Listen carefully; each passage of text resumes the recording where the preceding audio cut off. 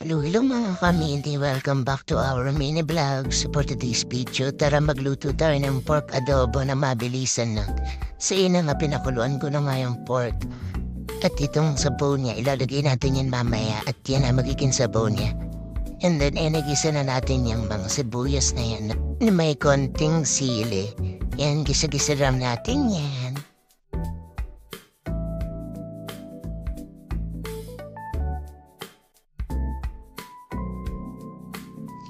After nga, ayan na, ilagay na natin yung pork at igigisa rin natin yung pork na yan.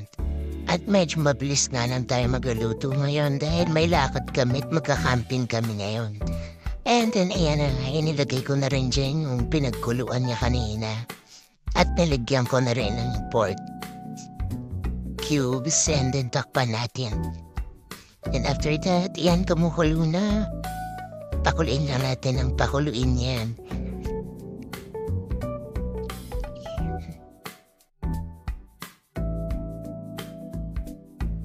Then, ayan, lagyan na natin yan ng Knorr seasoning. Iubos na rin natin yan dyan lahat.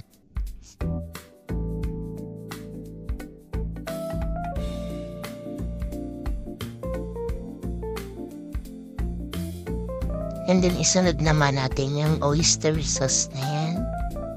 Tagsabay-sabayin na natin yan. Lagyan na natin yung mga pampalasa. At halo-haloin lang natin ang konti.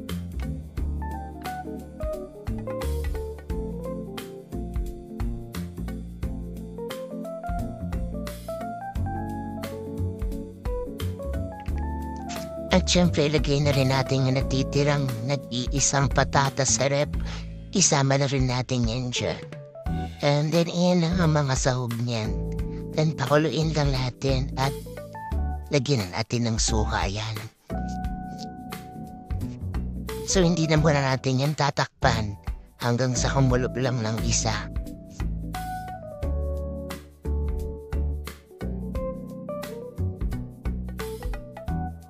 At pagkakulo nga, ayan, pwede na natin takpan. At fast forward na tayo, ayan ang mga midi ko. Medyo malapit-lapit na yan. Papakuntiin ko na lang yung sabaw niyan at nagmamadali na rin kami. And then, ayan ang mga midi ko. Kumain na muna tayo bago umalis. Thank you for watching. Bye-bye!